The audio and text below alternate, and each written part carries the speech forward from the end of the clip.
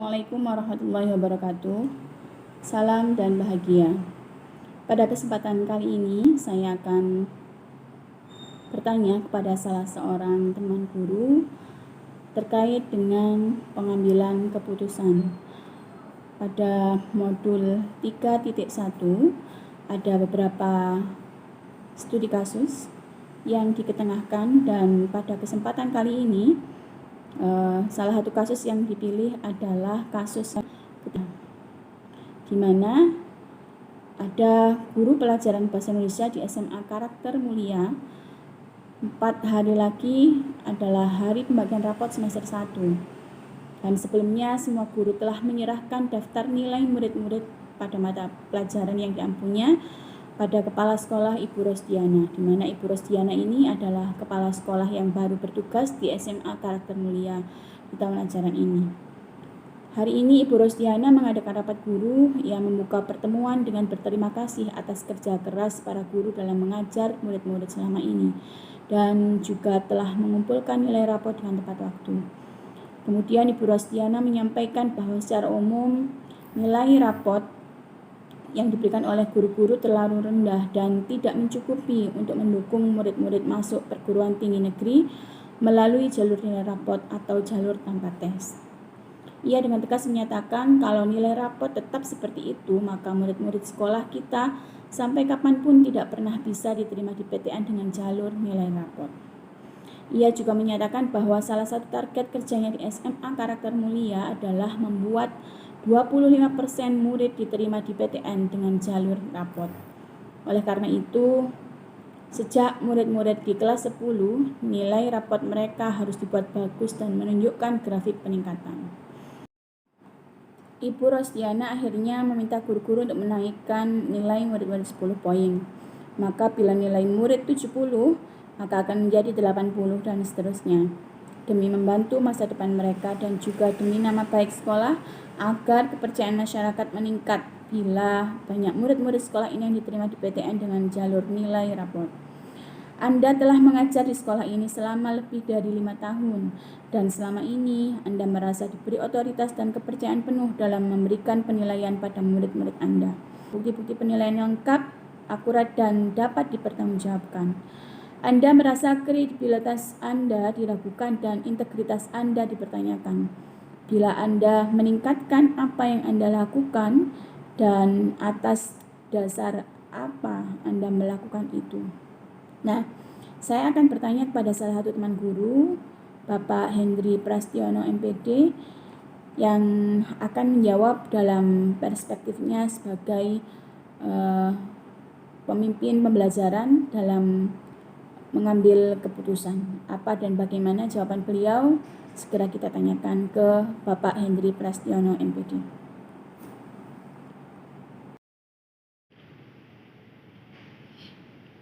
Assalamualaikum warahmatullahi wabarakatuh. Di sini saya akan menyampaikan pendapat saya mengenai kasus ketiga, yaitu saya sebagai guru bahasa Indonesia di SMA Karakter Mulia dengan pimpinan Ibu Rosdiana menganggap bahwa nilai siswa perlu dinaikkan. Kemudian ketika saya menaikkan, apa yang saya lakukan?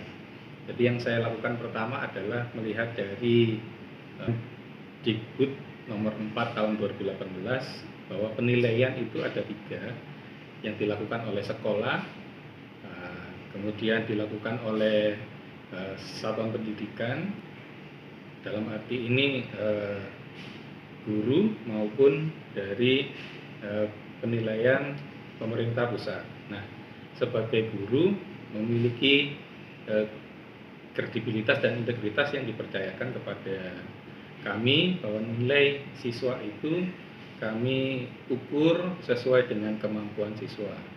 Sehingga ketika ada bukti-bukti penilaian, maka siswa bisa diberikan peningkatan nilai. Nah, dengan dasar itulah bahwa perlu adanya pertimbangan untuk peningkatan nilai siswa, karena siswa merasa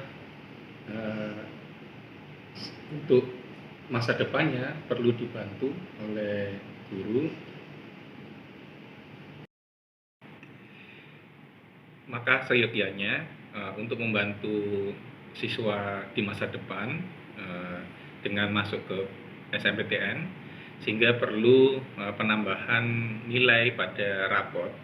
Dengan ini maka kriteria penilaian pada pembelajaran bisa dinaikkan sehingga kualitas yang didapatkan di hasil nilai ini sudah sesuai dengan realita dengan menambahkan siswa 10 poin. Saya kira itu yang bisa saya sampaikan. Terima kasih. Wassalamualaikum warahmatullahi wabarakatuh. Demikian tadi jawaban yang diberikan oleh rekan saya Hendri Prastiono, MPD, di mana beliau mendukung terkait dengan kebijakan atau keputusan kepala sekolah untuk menaikkan 10 poin nilai dari masing-masing siswa dengan berlandaskan pada Permendikbud. Nah, tanggapan atau pendapat saya terkait dengan keputusan yang dibuat oleh rekan saya ini adalah menurut saya ini adalah satu keputusan yang baik ya, karena keputusan yang dibuat itu sudah berdasarkan pada aturan yang berlaku, yaitu berdasar pada Permendikbud.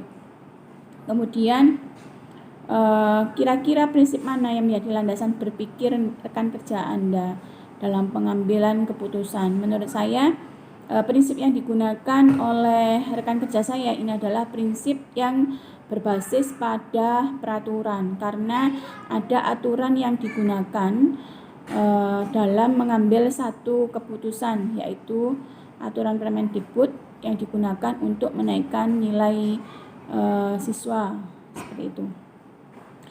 Nah, berbedakah pengambilan keputusan rekan Anda dengan Anda sendiri?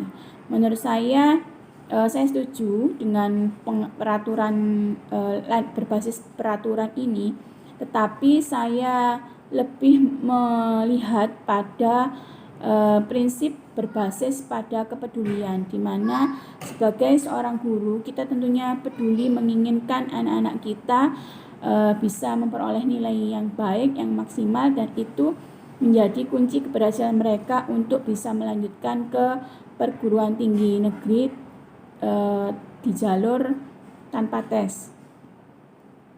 Kemudian pandangan saya, jika pendapat saya ini dan rekan saya berbeda, menurut saya tidak, saya hampir setuju dengan yang disampaikan oleh rekan saya ya, karena ada aturan yang digunakan. Pun saya juga setuju dengan, saya juga lebih cenderung untuk memandang melalui rasa peduli terhadap murid, yang ini menunjukkan bukti kasih sayang seorang guru kepada murid yang justru nanti akan mendukung anak-anak ini untuk meraih keberhasilannya. Kemudian mengapa Anda berpendapat seperti itu? Faktor apa yang menentukan pendapat Anda? Kalau saya, pendapat saya, karena saya berprinsip pada berbasis ke rasa peduli, maka faktor yang terbesar adalah faktor memandang murid itu sebagai anak ya, sebagai makhluk yang patut dikasihi. Kemudian guru hendaknya memberikan kasih sayang sepenuhnya kepada anak-anak dalam rangka menolong untuk masa depannya anak-anak. Demikian wawancara dan tanggapan yang sudah saya sampaikan terkait dengan jawaban yang diberikan oleh rekan saya Hendri Prastiono. Semoga bermanfaat dan kurang lebihnya mohon maaf. Assalamualaikum warahmatullahi wabarakatuh.